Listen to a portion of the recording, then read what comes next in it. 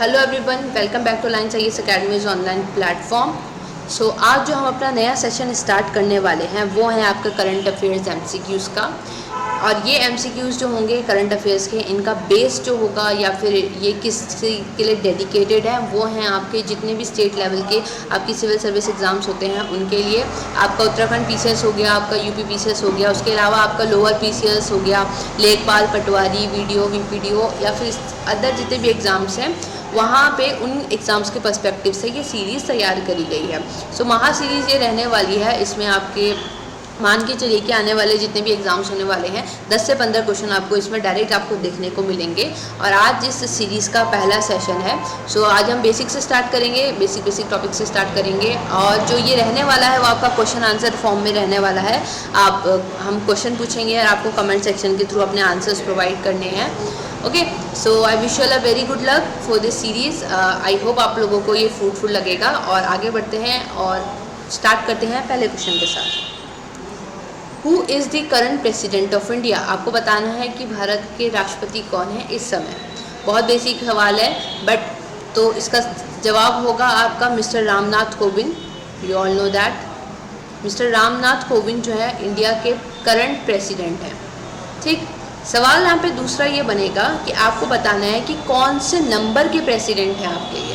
तो सोचिए, comment section में अपना आंसर टाइप करिए कि मिस्टर रामनाथ कोविंद आपके कौन से नंबर के प्रेसिडेंट हैं इंडिया के। और इसका आंसर है आपका कि आपके 14th नंबर के प्रेसिडेंट हैं। तीसरा सवाल आपको बताना है कि आपके संविधान में कौन से आर्टिकल में इसके बारे में बात करी गई है। प्रेसिडेंट के बारे में बात कहाँ से कहाँ तक करी गई है या फिर कहाँ से स्टार्ट हो रहा है वो बता सकते हैं। क्लियर? ये इस सवाल का जवाब आप खुद यहाँ पे देंगे क्योंकि ये बहुत बेसिक सा सवाल है। ठीक, नेक्स्ट क्वेश्चन की तरफ बढ़ते हैं। Who is the current vice president of India? आपको बताना है कि इंडिया के अभी के वाइस प्रेसिडेंट कौन है। आंसर होगा आपका मिस्टर एम वेंकैया नायडू आपके अभी के वाइस प्रेसिडेंट हैं। क्लियर? सवाल दूसरा ये बनेगा कि आपको बताना है कि कौन से नंबर के वाइस प्रेसिडेंट हैं ये। सो अगर आपको पता है तो कमेंट सेक्शन में टाइप करें। और इसका आंसर होगा आपका ये आपके 13th नंबर के वाइस प्रेसिडेंट हैं। तीसरा सवाल, कॉन्स्टिट्यूशन के कौन से आर्टिकल में वाइस प्रेसिडेंट के बारे में बात करी गई है? तो आपका इसका जवाब होगा आर्टिकल 63 में आपका वाइस प्रेसिडेंट के बारे में बात करी गई है। ठीक, अब यहाँ पे एक और सा बेसिक सा सवाल यहाँ पे मैं पूछ रही हूँ। आपको बताना है कि इंडिया के हम सबको पता है कि इंडिया के करंट प्राइम मिनिस्टर आपके श्री नरेंद्र मोदी हैं। आपको बताना है कि कौन से नंबर के प्राइम मिनिस्टर हैं ये। इसका जवाब होगा आपका कि ये आपके 15th नंबर के प्राइम मिनिस्टर हैं, पहला। दूसरा, आपको बताना है कि प्राइम मिनिस्टर को कौन से आर्टिकल में बात करी गई है प्राइम मिनिस्टर के बारे में कॉन्स्टिट्यूशन में इंडिया के। सो इसका आंसर होगा आर्टिकल 78 में करी गई है। नेक्स्ट क्वेश्चन की तरफ बढ़ते हैं। Who is the current chief justice of India? आपको बताना है कि इंडिया के अभी के CJI कौन है, चीफ जस्टिस ऑफ इंडिया कौन है। इसका आंसर होगा मिस्टर NV रमन्ना आपके अभी के CJI हैं। सवाल दूसरा ये होगा कि कौन से नंबर के CJI हैं। तो इसका जवाब होगा आपका ये 48 नंबर के CJI हैं। क्लियर? सो याद रखिएगा, NV रमन्ना आपके चीफ जस्टिस ऑफ इंडिया, ये तो हम सबको पता है बट ये 48 नंबर के हैं, ये क्लियर होना चाहिए। Next question, who is the current attorney general of India? अभी अटॉर्नी जनरल कौन है इंडिया के? सो इसका आंसर होगा आपका के वेणुगोपाल। सो के वेणुगोपाल जो हैं वो आपके अभी अटॉर्नी जनरल हैं इंडिया के। और अटॉर्नी जनरल की बात किस में करी गई है? आपके आर्टिकल 76 में अटॉर्नी जनरल की बात करी गई है, आपको पता होना चाहिए। Next question, who is the present solicitor general of India? India के अभी सॉलिसिटर जनरल कौन है? सो इसका जवाब होगा आपका मिस्टर तुषार मेहता। ये आपके अभी सॉलिसिटर जनरल हैं इंडिया के। Clear? Next question, who is the present chairman of national green tribunal? आपको बताना है कि नेशनल ग्रीन ट्राइब्यूनल के अभी के चेयरमैन कौन हैं। इसका जवाब होगा आपका मिस्टर आदर्श कुमार गोयल। सो ये आपके NGT के अभी के जो चेयरमैन हैं वो हैं मिस्टर आदर्श कुमार गोयल। ठीक, तो ये आपकी जो हाईएस्ट पोस्ट थी उनके बारे में हो गया। अब बढ़ते हैं नेक्स्ट आपका फेज़ में इस सेशन के, जो है आपका कैपिटल एंड करेंसी। सो आपको बताना है कि बांग्लादेश की कैपिटल और करेंसी क्या है। सो ये जो आपका कैपिटल करेंसी वाला है, ये हमने उन कंट्रीज से स्टार्ट किया है जो कि आपका न्यूज़ का पार्ट है, इंडिया के नेबरहुड हैं और करंट में आपके न्यूज़ में रहे हैं। तो बांग्लादेश की आपकी कैपिटल है ढाका और इसकी करेंसी है टका। क्लियर? हम सबको पता है, दूसरा सवाल आपका यहाँ पे ये बनेगा कि हम सबको पता है कि बांग्लादेश जो है इससे पहले पाकिस्तान का पार्ट था। सो अब आप यहाँ पे दूसरे सवाल में ये बताएंगे कि पाकिस्तान की कैपिटल और करेंसी क्या है। सो पाकिस्तान की कैपिटल है इस्लामाबाद और इनकी करेंसी है पाकिस्तानी रुपी।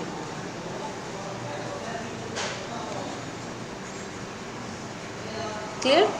नेक्स्ट क्वेश्चन, आपको बताना है कि अफ़गानिस्तान की कैपिटल और करेंसी क्या है। अफ़गानिस्तान बहुत न्यूज़ का पार्ट है तो हमें पता होना चाहिए। इसकी कैपिटल है आपकी काबुल और इसकी करेंसी है अफ़गानी। ये इनकी करेंसी का नाम है। तो चलिए इसके साथ साथ अब दूसरा सवाल जिसमें दीजिए कि श्रीलंका की कैपिटल और करेंसी का नाम क्या है। श्रीलंका की कैपिटल का नाम है आपका श्री जयवर्धनपुरे कोटे। ओके, और इनकी करेंसी का नाम है आपका श्रीलंकन रुपी।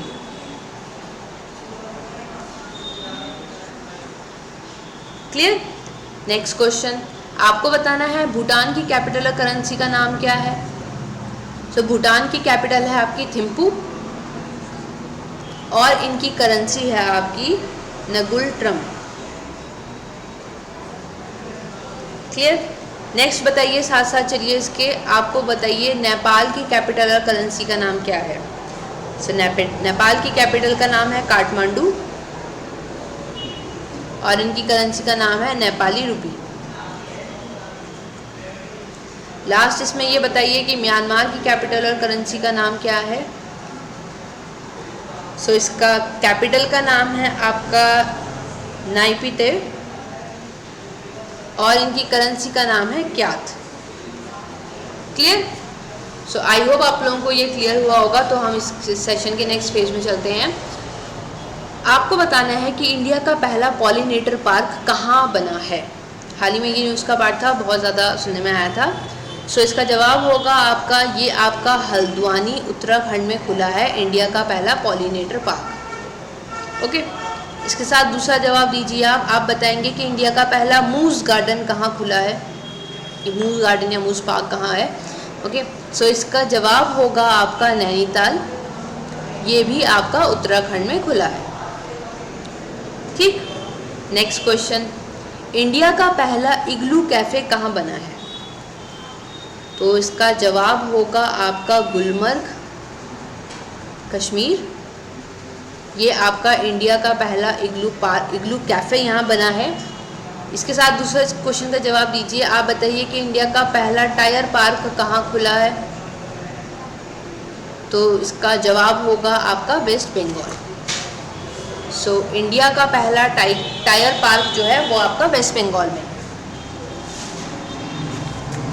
नेक्स्ट क्वेश्चन की तरफ बढ़ते हैं। इंडिया का पहला हैंडीकैप क्लिनिक कहाँ खुला है। तो इसका जवाब होगा आपका चंडीगढ़, कि इंडिया का पहला हैंडीकैप क्लिनिक आपका चंडीगढ़ में खुला है। इसी में दूसरा सवाल, इंडिया का पहला लेदर पार्क कहाँ खुला है या कहाँ बना है। इसका जवाब होगा आपका उत्तर प्रदेश।